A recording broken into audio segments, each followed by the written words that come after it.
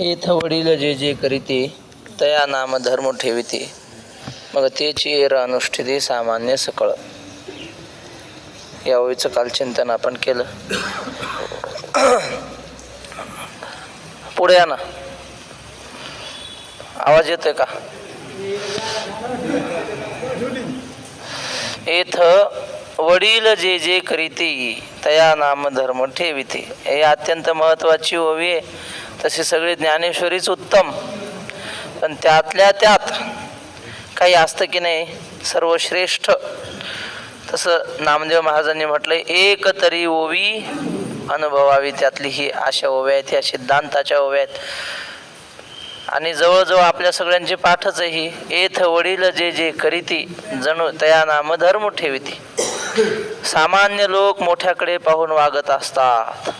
काल आपण वैकुंठवासी बंकट स्वामींचं उदाहरण पाहिलं. विषय लांबवायचा नाही, पण सहज आठवलेलं तेवढं सांगतो आणि पुढे चालतो. श्री संत ज्ञानोबारायांच्या जीवनात घडलेला प्रसंग. आळंदीचे ब्राह्मणांनी उपेक्षा केली. आई वडिलांनी देहांत प्रायश्चित्त घेतलं, तरी सुद्धा ह्यांचा छळ चालूच होता, ज्ञानेश्वर महाराजांचा, निवृत्तीनाथांचा. मग एके दिवशी चारही भावंड आळंदीच्या ब्राह्मणांकडे आले. म्हटले, आता सांगितल्याप्रमाणे देहांत प्रायश्चित्त घेतलंय, आता तरी आमचा स्वीकार झाला पाहिजे. ते म्हटले, तुम्ही पैठणला जा आणि पैठणच्या ब्राह्मणाकडून शुद्धीपत्र घेऊन या, तेव्हा आम्ही तुमचा स्वीकार करू. मग शुद्धीपत्र आणण्यासाठी विचार सुरू झाला. निवृत्तीनाथ म्हटले, आपल्याला कशाला शुद्धीपत्र पाहिजे? शुद्ध कोणी व्हायचं असतं? जो अशुद्ध आहे त्याने शुद्ध व्हायचं ना. आपण ब्रह्मरूप आहोत. वैकुंठवासी वक्ते बाबांनी हे चरित्र लिहिलंय माऊलीचं. त्या तिघाही भावंडाचं शुद्धीपत्र मुंजीविषयी निवृत्तीनाथांचे मत. निवृत्ती म्हणती ब्राह्मणासी, काय जाऊनी सांगू तयांसी, वर्ण याती कुळ आम्हासी, बोलायासी ठाव नाही. निवृत्तीनाथ त्या ब्राह्मणांना म्हणाले आळंदीच्या, तुम्ही आम्हाला काय सांगता? पैठणला जाऊन तिथून शुद्धीपत्र घेऊन या. शुद्धीपत्र आणायला आम्ही जाऊ, तिथं आम्हाला विचारतील तुमची जात काय, नाव काय, वडिलांचं नाव काय. त्यांना काय सांगू म्हणले आम्ही जातीत अडकणारे नाहीत. आम्ही वर्ण याती कुळ आम्हासी, बोलायासी ठाव नाही. आम्हाला जाती नाही, वर्ण नाही, कुळ नाही. वैश्य क्षत्रिय ना ब्राह्मण. आम्ही वैश्य नाही, क्षत्रिय नाही, ब्राह्मण नाही, शूद्र नाही. बर, अविनाश जुनाट पुरातन. आम्ही असे आहोत, अविनाशी आहोत, जुनाट आहेत, पुरातन म्हणजे काय? ब्रह्मरूप आहोत आम्ही. ब्रह्म जुनाट आहे की नाही? जुनाट जुगादीचे नाणे. निजबोध निगोट स्वरूप जाण असे आमुचे सर्वथा. आम्ही चराचरामध्ये व्याप्त असलेलं, घनीभूत असलेलं ब्रह्म आहोत. नसे माते काही कुळ अकुळ मी ब्राह्मण, नसे माते काही कुळ अकुळ मी ब्राह्मण नव्हे. नव्हे क्षेत्री वैशांतरी वृषल जाती न गणवे. नव्हे पक्षी मृगगण पशु वृक्ष जडही, बटो संन्यासी हो वनचर नव्हे आश्रम गृही. हे सगळं वर्णन करून ठेवलंय. आम्हा धर्मी किमपि तरी संपर्क न दिसे, निषेधाचा हो का किमपि तरी निर्बंध न दिसे. नसे भेदाभेदी अढळ निजरूपी वसतसे, अशा बोधानंदी सहज सहजी मी वसतसे. निवृत्तीनाथाने सांगितलं शुद्धीपत्राची गरज नाही आम्हाला, सरळ सांगितले एका वाक्यात. त्यानंतर शुद्धीपत्राविषयी सोपान काकांचे मत आहे. सोपान काका म्हटले, अहो पांडवांचे कुळ शोधिता निर्मूळ, कुंड जार गोळ बुद्धी काशी. पांडवांचं कुळ पाहिलं तर त्यांना पावित्र्य येईल का? पाचापासून जन्मती, पाचही जण एक पत्नीच्या पोटी. ज्ञानेश्वर महाराजांनी असं वर्णन केलंय. मग त्यांचं कुळ शुद्ध म्हणता येईल का? नाही. भक्ती हे सरती जाती न सरती, ऐशी आत्मस्थिती सुसंवेद. इथं जीवनामध्ये भक्तीला किंमत आहे, जातीला किंमत नाही. जात न पूछो साधु से, पूछ लीजिए ज्ञान, मोल करो तरवार का, पडा रहने दीजो म्यान. पण पंढरपूरच्या वारीत कोणी कोणाला जात विचारत नाही, आणि विचारली तर समजायचं विचारणारा वारकरीच नाही, विचारू नाही जात. जात न पूछो साधुसे, दुर्वास वशिष्ठ अगस्ती गौतम हे ऋषी उत्तम कुळीचे कैसे. दुर्वासाचं कुळ माहिती आहे का आपल्याला? नाही. वशिष्ठ अगस्ती गौतम पाराशर म्हणजे व्यास, काय उत्तम कुळ होतं. मत्स्यगंधा म्हणजे ती कोळ्याची मुलगी, तिच्याशी संग घडला आणि व्यासांचा जन्म झाला. मग ते कुळ उत्तम आहे का? नाही. पण व्यास आणि वाल्मिक कुळतयांचे तैसेची आमुचे सोपान म्हणे. झालं. ऋषीमुनींचं कुठं असं म्हणतात, साधूचं नदीचं मूळ पाहू नये आणि साधूचं कुळ पाहू नये. तसंच आहे म्हणले आमचं. कशाला शुद्ध करून घ्यायचं? आहे असा परमार्थ करायचा. दिवा मातीचा असो की सोन्याचा असो, त्याला किंमत ज्योतीमुळे आहे. ती भक्तीची ज्योत असली म्हणजे झालं, ज्ञानाची ज्योत असली म्हणजे झालं. म्हणून सोपान काकांनीही असं सांगितलं की जातीचं काही महत्त्व नाही, शुद्धीपत्राची काही आम्हाला गरज वाटत नाही. पण त्यानंतर ज्ञानेश्वर महाराजांचं मत आहे. ज्ञानेश्वर महाराज दोघांचंही ऐकून घेतात आणि मग आपलं मत उत्तम पद्धतीनं सांगतात की जे मग सगळ्यांना आवडतं. आता ते सापडलं पाहिजे.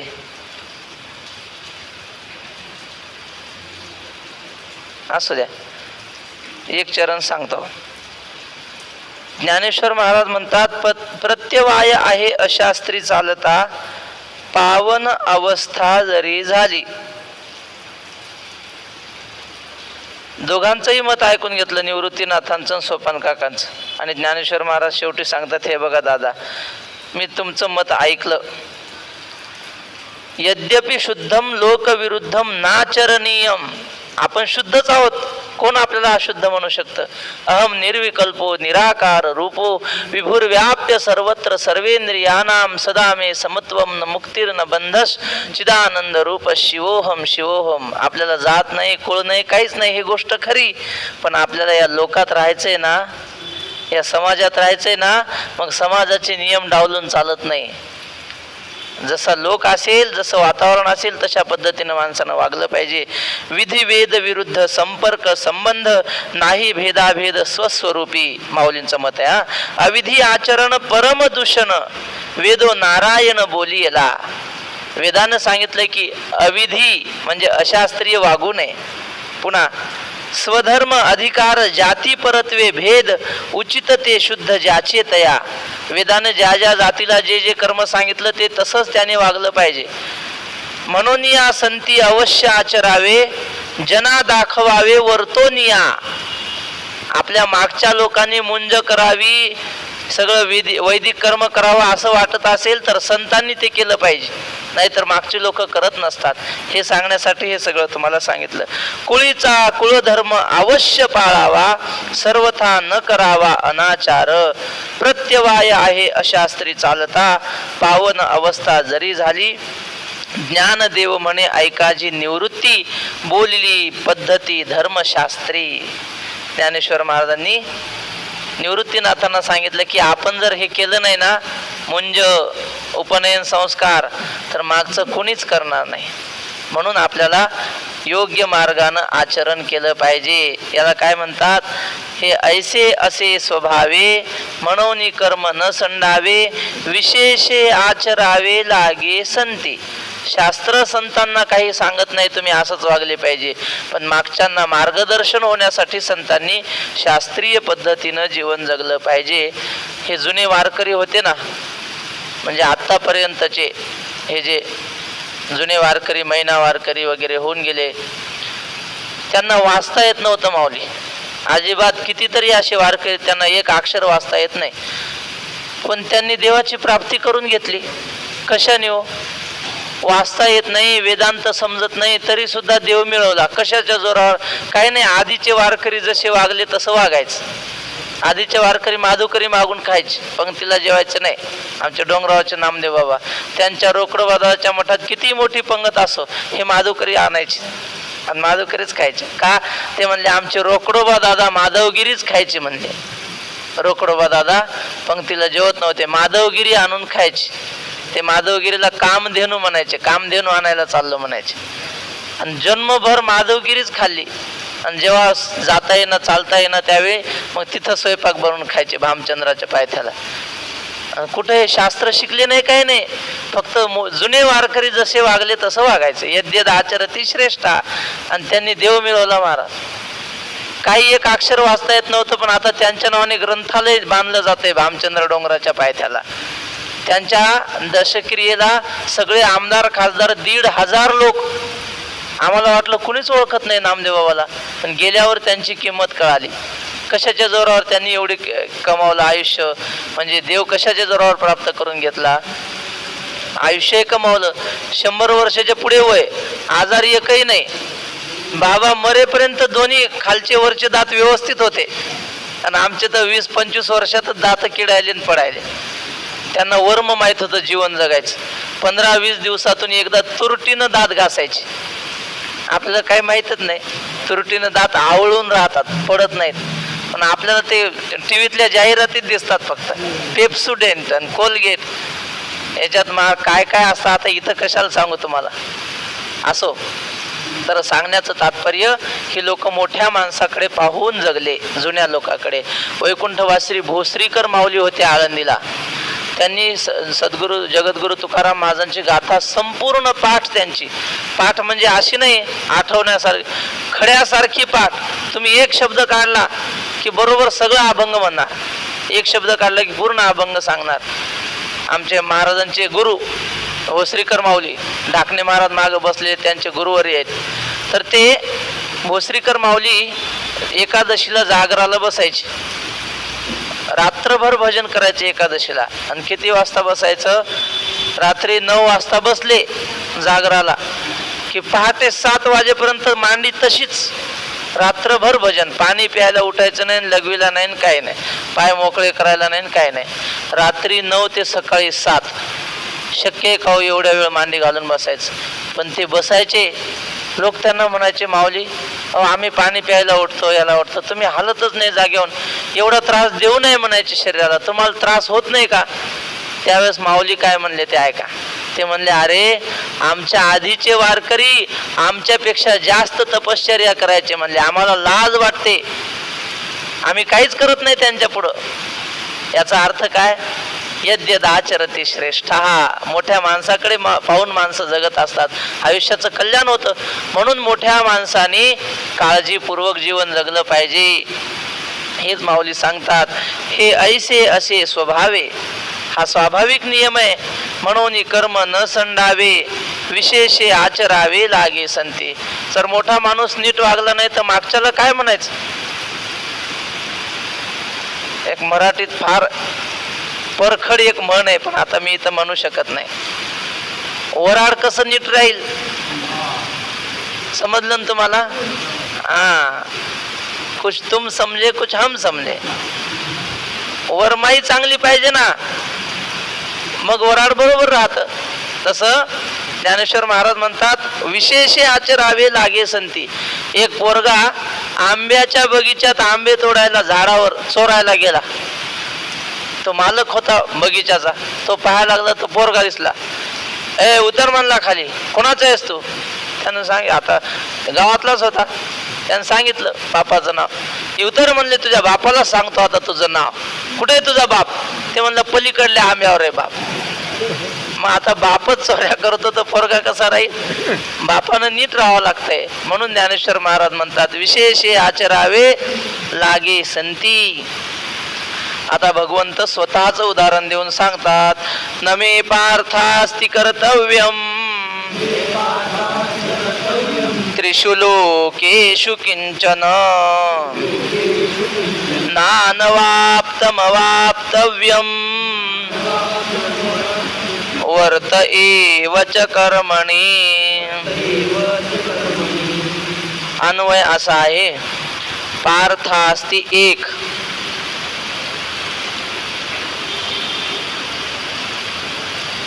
मे 2, त्रिषु 3, किंचन 4, कर्तव्यम 5, न 6. आता खालच्या ओळीत नान वाप्तव्यम 7, कर्मणी 8, वर्त एवच 9. अर्थ असा आहे की हे पार्थ म्हणजे हे अर्जुना, मला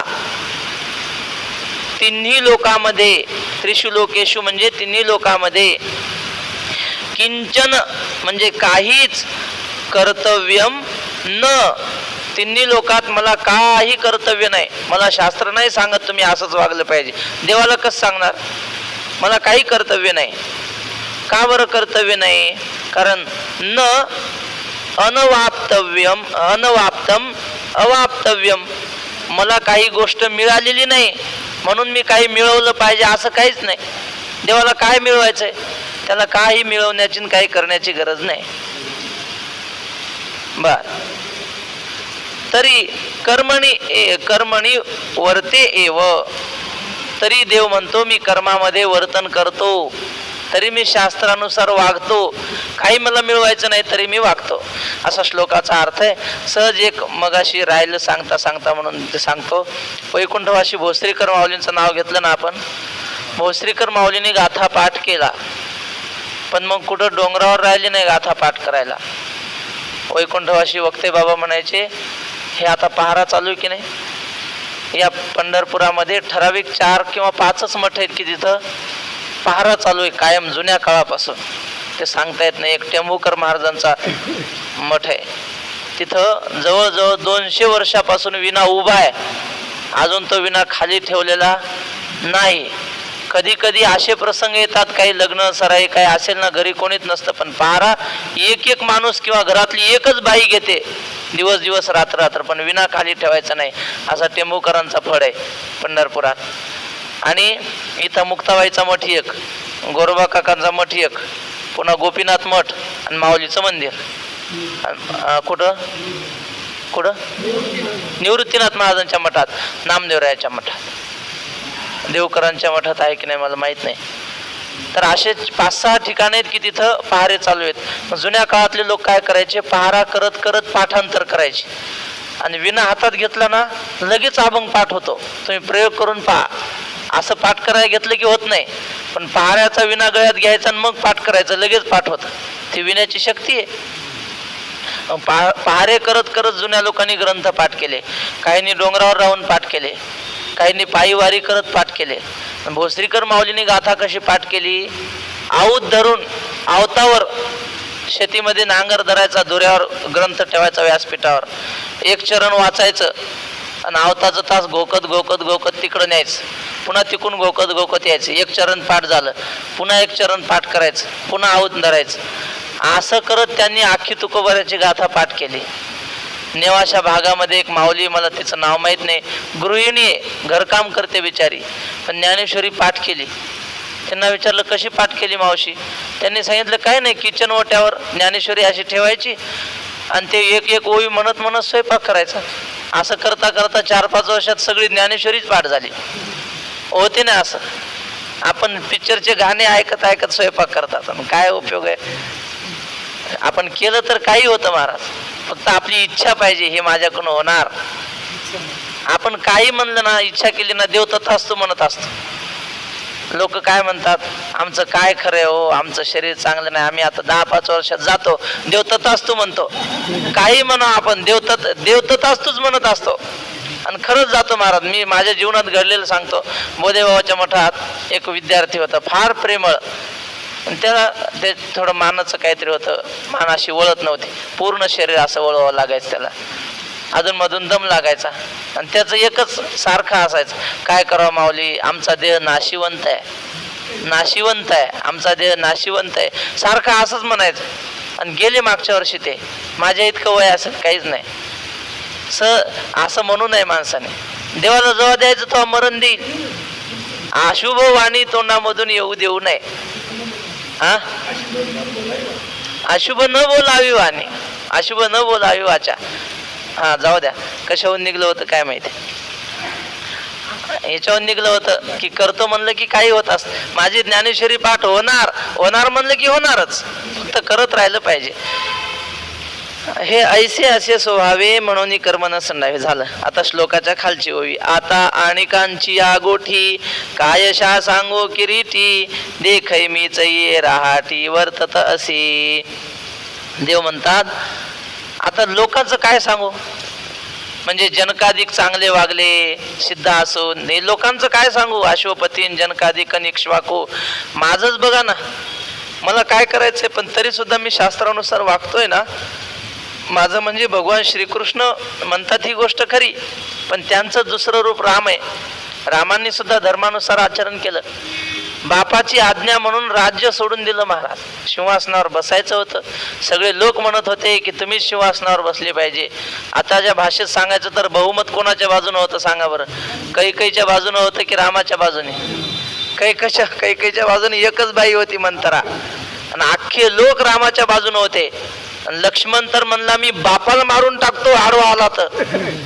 रामाने सांगितलं होतं नको लक्ष्मणा, असं बोलणं चांगलं नाही. अरे आपले बाप आहेत ते. नाही नाही म्हणले, असं काल त्यांनी शब्द दिला ना गादीवर बसवायचा, आज कसे काय बदलले? बायकोच्या अधीन झाला म्हणले बाप, असं बोलला लक्ष्मण रागाने. सगळे लोक म्हणले देवा तुम्ही गादीवर बसा, आमची इच्छा आहे. प्रभू रामचंद्राने सांगितले हे बघा मंडळी, सगळं जग निर्माण करण्याची ताकद माझ्यात आहे आणि एका क्षणात सगळं नष्ट करण्याची ताकद सुद्धा माझ्यात आहे, पण माझ्या बापाचं वचन मोडण्याची ताकद माझ्यात नाही. नास्ति शक्ती पितुर्वाक्यम समतिक्रमितुम मम. बापाचं वचन उल्लंघन करण्याची शक्ती माझ्यात नाही. बापाची जशी इच्छा आहे त्याप्रमाणे मी वनाला जाणार. आणि प्रभू रामचंद्र वनवासाला निघाले. मागे थोड्या दिवसात दशरथाचं देहावसान झालं वियोगाने. कर्मे दशरथ वियोगे मेला. ते दुःख सहन झालं नाही ना. दशरथाची काही इच्छा होती का रामाने वनाला जाव? कुणी केला हे कोटाना? कैकेयीबाईने केला. आणि मग आता दुःख सहन झालं नाही, दशरथ राजे वारले, ही बातमी कळाली. आणि प्रभू रामचंद्र त्यावेळी मंदाकिनी नदीच्या तीरावर होते. मग आता बापाचं श्राद्ध घालायचं, दशक्रिया वगैरे असतं ना. वडील तिकडं वारले, हे तर जंगलात आहेत. मग आता श्राद्ध घालायला ते भात शिजवावं लागतो, दशक्रियेला पिंड पाडायचे म्हणल्यावर. पण शास्त्र असं सांगतं पिंड कशाचे पाडायचे असतात? माणूस पिंड पाडणारा माणूस जे अन्न खात असेल त्याचे पिंड पाडायचे. समजा आपल्या बापाचं वर्ष श्राद्ध एकादशीच्या दिवशी झालं श्राद्ध, मग आता पिंड आपण फराळ करतो, मग पिंड कशाची पाडायची? भाताचे नाही, म्हणजे तांदळाच्या भाताचे नाही, जे आपण फराळाला खातो त्याचीच पिंड पाडायची असं शास्त्र आहे. आता प्रभू रामचंद्र वनवासाला निघाले तर ते अन्न काय चपात्या भाजी हे खात नव्हते, भाकरी खात नव्हते. काय खायचे? कंद मुळं फळं हे खायचे ना. मग त्या प्रभू रामचंद्रांनी पिंड सुद्धा कशाचे पाडले?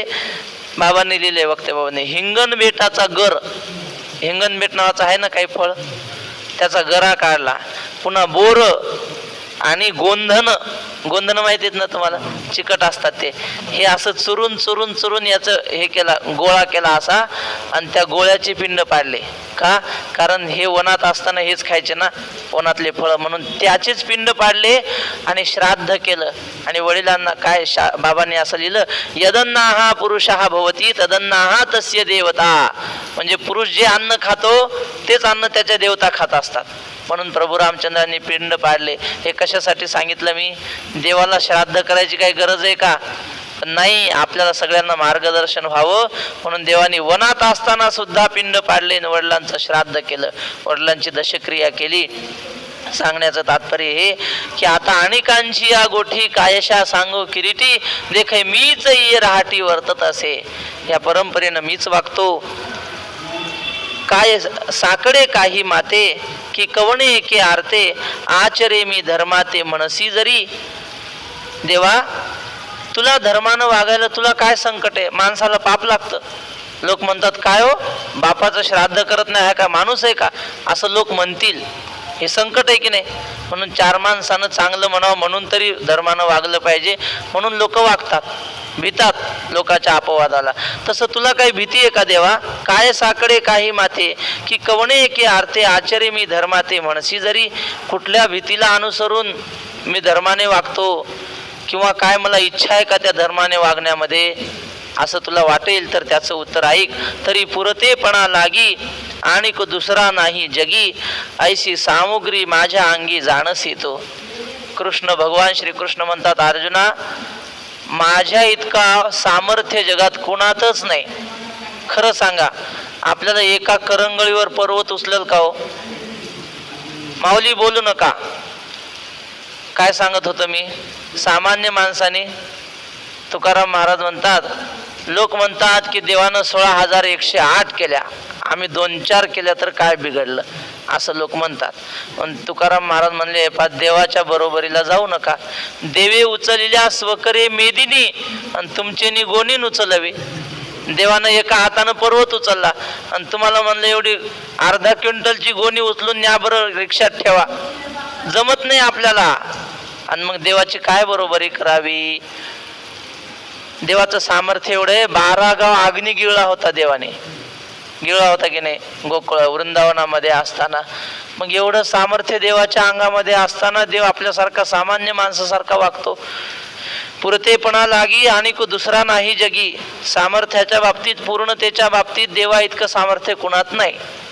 पण देव म्हणतो तरी सुद्धा ऐशी सामुग्री माझ्या अंगी जाणसी तू. हे सगळं सामर्थ्य, साहित्य, षडगुण, ऐश्वर्य संपन्न आहे देव. कोणते गुण आहेत?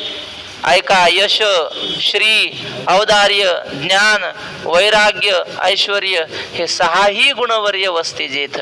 एवढं त्याच्या ठिकाणी सामर्थ्य. वृक्षाचेही पान हाले त्याची सत्ता, राहिली अहंता मग कोठे. गतीर भरता प्रभू साक्षी निवास शरणम सुहृत. प्रभव प्रलयस्थानम निधानम बीजम अव्ययम. एवढं सगळं सामर्थ्य असून सुद्धा मी धर्माने वागतो. माऊली उदाहरण देतात, मृत गुरुपुत्र आणिला तो तुवा पवाडा देखिला, तोही मी उगला कर्मी वर्ते. भगवान श्रीकृष्ण, त्यांना शिक्षण घ्यायची गरज आहे का? वैकुंठवासी जयराम बाबा होते आळंदीमध्ये. मग त्यांना कोणी काही शिकवायला लागलं, बाबा असं केलं पाहिजे, तसं केलं पाहिजे, ते म्हणायचे जयराम बुवाला शिकवतो का? म्हणजे जयराम बुवाला शिकवतो का? तसं भगवान श्रीकृष्णाला शिकवणारा कोण आहे? कोण शिकवू शकतो त्याला? जयापासून सकळ महिमंडळ हे झाले, किंवा याची नाभी कमळी जन्म चतुरानना, याची या निज तेजे तेज हुताशना, याची या निज प्रभा प्रकाश रवी किरणा, आणि येण्याची पढवणी वेद केला शहानाओ. ज्याच्यापासून वेद निर्माण झाले त्याला आई शिकावं लागल का? पण तो शिकला ना, गुरुच्या आश्रमात गेला ना. का? अरे मी देव असून गेलो तर तुम्ही गेलंच पाहिजे, शिकलंच पाहिजे. शिक्षणाशिवाय काही माणसाच्या जीवनाला किंमत नाही. म्हणून देव गुरुच्या आश्रमात गेले, विद्येचा अभ्यास केला. नुसता अभ्यास नाही, तिथं जाऊन सेवा केली. जळतण आणायचं लाकडं रोज, गुरुचे पाय दाबायचे, पाणी भरायचं, सगळी गुरु सेवा. कारण सेवेश येथ सेवा हा जे ज्ञानाचा कुरुठा, येथ सेवा हा दारवंठा, तो स्वाधीन करी सुबटा ओळगोणी. ज्याला ज्ञान पाहिजे असेल त्यानं सेवा केली पाहिजे. ज्ञानोबाऱ्यांचा अभंग आहे, ज्ञान प्राप्ती लागी व्हावे अति नीच, मनविजो उच्च सिद्ध नव्हे. गुरुच्या आश्रमात आला ना, पण किती मोठ्या पाटलाचा पोरगा असला तरी गुरुने सांगितली ती सेवा केली पाहिजे. किती हलकं काम केलं पाहिजे. आणि जर कोणी म्हणेल मी पाटलाचा पोरगा आणि मी काय बाथरूम धुवायला आलो का इथं, असं जर म्हणला, ज्ञान मिळणार नाही. माऊलीने लिहिले, ज्ञान प्राप्ती लागे व्हावे अति नीच, मनविजो उच्च सिद्ध नव्हे. असो, तेव्हा भगवंताने सगळी कामं केली. विद्या अध्ययन पूर्ण झालं कमी वेळातच. आणि मग जाता जाता नमस्कार केला. गुरुला काहीतरी दक्षिणा द्यायची असते की नाही? गुरुकडून ज्ञान घेतलं, काहीतरी दिलं पाहिजे. देवानं हात जोडून विनंती केली, महाराज सांदीपानी ऋषी त्यांना विचारलं, महाराज काय हवंय तुम्हाला? मी आपल्याकडून ज्ञान घेतलं, काहीतरी गुरुदक्षिणा आपण मागा. सांदीपानी ऋषी म्हटले, कृष्णा. त्याला जवळ घेतलं आणि पाठीवून हात फिरवला, सांगितलं, कृष्णा इकडं जाऊ द्या. काय सांगत होतं सांगा? आणि सांगितलं, कृष्णा मी एक सामान्य शिक्षक आहे आणि माझ्या सारख्या सामान्य शिक्षकाकडे येऊन जगाचा मालक येऊन अभ्यास करून गेला, याच्यापेक्षा मला काय दक्षिणा पाहिजे? अरे जगाच्या मालकाचा गुरु झालो मी, अजून काय दक्षिणा पाहिजे सांग ना. ते म्हणले, तसं नाही गुरुजी, मला तुम्ही काहीतरी गुरुदक्षिणा मागा. मग गुरुजी म्हटले, हे बघ, माझा दत्त नावाचा मुलगा होता, तो वारला, तेवढा मुलगा जर मला मिळाला तर फार आनंद होईल. गुरुपत्नी होती, त्यांनी तर फारच आग्रह केला की आमचा मुलगा आम्हाला परत आणून द्या, कारण तुम्ही जगन्मालक आहात, तुम्ही काय करू शकणार नाही. अशक्य ते तुम्हा नाही नारायणा, निर्जीवा चेतना अनावया, तुम्ही करू शकता हे. वा.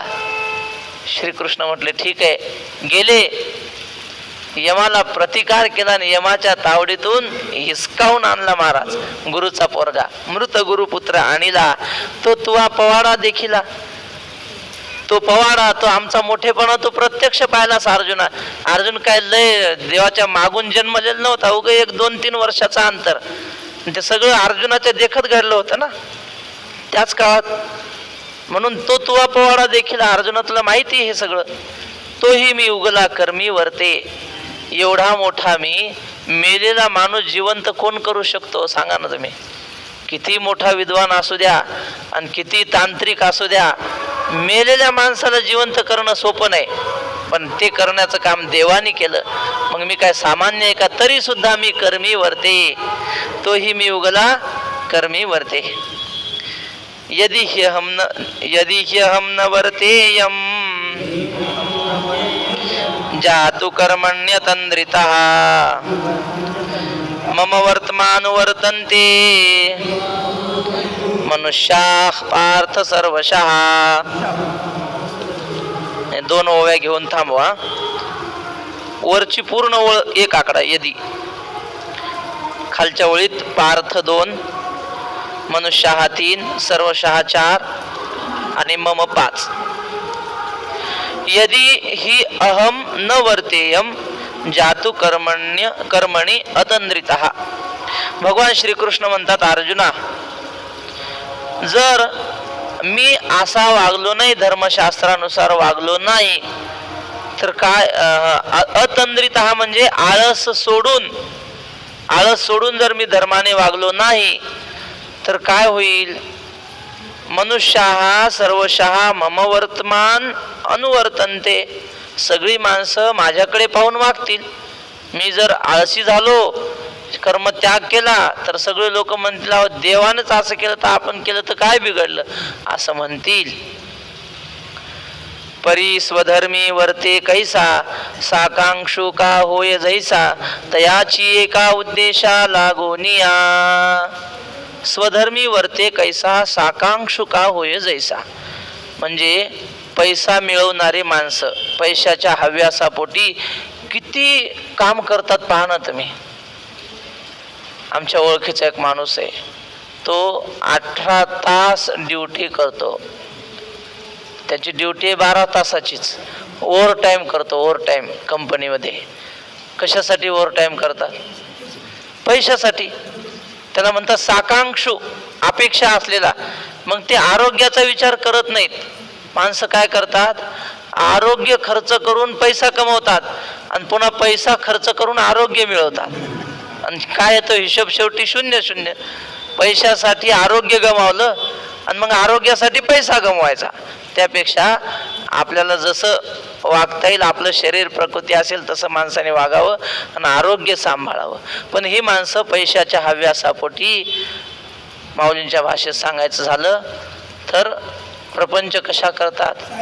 सायासे करीसी प्रपंच दिननिशी. रात्रंदिवस कष्ट करतात पैशासाठी, पण हरीला भजन करत नाहीत. तसे हे इच्छा ठेवणारे साकांक्ष, इच्छेच्या म्हणजे आपली कामनापूर्तीसाठी पूर्ण कर्म जसं आचरण करतात, तसं शहाण्या माणसाने त्यांच्याकडे पाहून धर्माचं आचरण करावं.